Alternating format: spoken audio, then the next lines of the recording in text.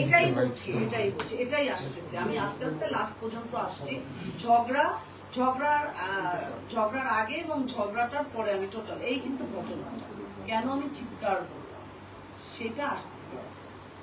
তো আমি তো তাদেরকে বলিয়ে দিছি যে আমার কাছে কোনো টাকা নেই, আমার কাছে কোনো টাকা নাই, আমি পাচ্ছি না, আমি অপরাধ আসলে আমি তো এদিকে কোনো একটু লাইট দিলে ভালো হতো। এর মধ্যে দেখলাম মানে আমাদের জয় চৌধুরী বললো তার 95 ভোটার আছে যারা ওখানে প্রেজেন্ট ছিল। এই 95 জন ভোটার পরে বই উল্লাস করে স্লোগান দিতে দিতে ইলেকশনে ভোট দিতে আমাকেও তারা লাইভে কতগুলো মানুষ সবাই যখন রই করে গেল তখন আমার ফিল হইলো এই আবার আমি আশার আলো দেখছি। আমাকে কিন্তু বলছে যে বিকাশ করতেছে বাইরে থেকে, ওই ভোটের দিন ভিতরে কিন্তু কোনো টাকা চালাচালি হয়েছে বাইরে। হ্যাঁ, তো আমি আশার আলো দেখছি যে আমি হয়তো বাঁচিতে যাব। তো তখন সবাই যখন হুড়হুড় করে ভোট কেন্দ্রে চলে গেল, আমি ছিলাম সবার লাস্টে, রোজিনা পাচ্ছি।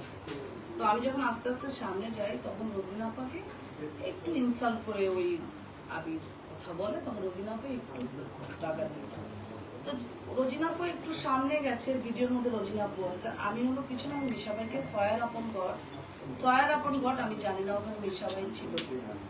ইন দ্য মেইন টাইম আমি যখন আবিরের বরাবর আসলাম, আমি বললাম কি ইলেকশনই যখন করবেন আপনি 2 ইয়ার্স কোথায় ছিলেন? আর আমি দেখতে চাই আপনি এই শিল্পী সমিতির ইলেক্টেড হয়ে ওই চেয়ারটা জন্য আপনি কি করেন, ওই চেয়ারে বসে আপনি কি করেন, আমার এটা খুব দেখার শখ। আর আপনার যদি ইলেকশন করার ইচ্ছা ছিল তাহলে 2 ইয়ার্স আপনি কাজ করেন না। 2 ইয়ার্স তো আমরা কাজ করেছি, মাঠ পর্যায়ে আমরা কাজ করতেছি। আপনি এসে এই টাকা ছিটায়, আপনি এত টাকা কালকের থেকে ছিটাচ্ছেন, আপনি আজকেও ছিটাচ্ছেন, আপনি তো ব্রেন নষ্ট করে দিচ্ছেন। এভাবে তো আপনি টাকা ছিটায় তো যে কেউ এসে এই কমিটিতে এসে শিল্পী সমিতির নাম ইউজ করে তো এই চেয়ারে বসতে পারে না। এই চেয়ারটার মূল্য তো অনেক। এই শিল্পী সমিতির সৃষ্টি কারা করছে? নায়ক রাজ্জাক করছে, কারা এখানে ছিল? সব স্বনামধন্য শিল্পীরা ছিল, তারা কই? সেইখানে এই নাচের ছেলে মেয়ে আর ফাইটার ছেলেপেলেদের হাতে কি ভোটের নিয়ন্ত্রণ থাকবে? হ্যাঁ, তাদেরকে যে কেউ টাকা দিয়ে কিনে নিবে আর ওই চেয়ারগুলিতে বসে যাবে, এটা তো হতে পারে। এই আমি উত্তেজিত হয়ে যাই। তাহলে ওই ভিডিওটা তখন এই সময় যে মিশাবাই ওখানে ছিল আমি সেটা জানি না। আমি পরে মিশাবাই যাও ওদিকে আমি চলে গেছি। আমি যে হাতটা সরিয়ে যে আমি তার দিকে বারবার তাকে কথা বলছি, তখন আমি জানি না আমার এত রাগ ছিল। আমার ডানে বামে কে ছিল আই ডোন্ট নো, আমি জানি না। আমার ফোকাস সে ছিল। আমি আস্তে আস্তে ভিতরে চলে আসি, কিন্তু আমার দৃঢ় বিশ্বাস যে আমি ইলেকশনে পাস করব। কারণ যেহেতু 80-90 জন ভোটার ভিতরে ভোট দিতে গেছে। যাও ভোট শেষ, ধীরে ধীরে বাইরে আসলাম, কিছুক্ষণ আড্ডা দিলাম, আমার হাজবেন্ডকে নিয়ে বাসায় চলে আসলাম। বাসায় আসার পর 10:30-11টার দিকে আমার কাছে কল আসে, তোমার প্যানেল তোমার সাথে বিট্রে করেছে। কেন বলছে? যে প্যানেল এই কারণে বিট্রে করেছে যে প্যানেল ভোট করছে, বাট তোমার জায়গাটা শুধু আবির আসছে, তার মানে তোমার প্যানেলও তোমার সাথে বিট্রে করেছে।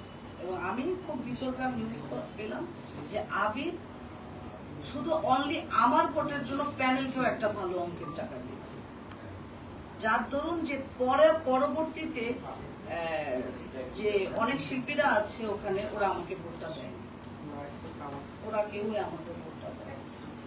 মানে টাকার কাছে আজকে আমি হেরে গেলাম, আমি পলি টাকার কাছে হেরে গেলাম। আজকে যদি টাকার রাজনীতি হতো তাহলে আমাদের মতো শিল্পীদের ইউজ করে প্যানেল কেন করে এরা? আর প্যানেল করার পর প্যানেলের ভিতর যে এত রাজনীতি হয় সেটা কেন আমাদের জানানো হয় না? আমার কোশ্চেন হচ্ছে এটা, যে আমাদের কেন ইউজ করা হয়? প্রকৃত শিল্পীরা আজকে আস্তে আস্তে হারিয়ে যাচ্ছে। আজকে রোজিনা পা ওখান থেকে অনেক মনে কষ্ট নিয়ে বের হয়ে গেছে। একজন জুনিয়র শিল্পী যাদেরকে আমরা চিনি না, যেসব নাচের ছেলেমেয়ে ফাইটের ছেলেমেয়েরা সেখানে আছে, তারা তাদেরই সৃষ্টি, ওই আজকে বিগত এই প্রায় 7-8 বছর ধরে এই সব শিল্পী সমিতির নাম ভাঙিয়ে যে ইলেকশন হচ্ছে, এখানে টাকার বিনিময়ে ভোট কেনার যে রাজনীতি তৈরি হচ্ছে সেটা বন্ধ হবে কবে? আমি আজকে পলি চেয়ারের লোক করি না, আজকে আপনাদের প্রেসারে আজকে আপনাদের এখানে আমি ডেকেছি। আমি চেয়ারের লোক করি না, আমার খালি প্রশ্ন যে টাকার রাজনীতি কবে হবে?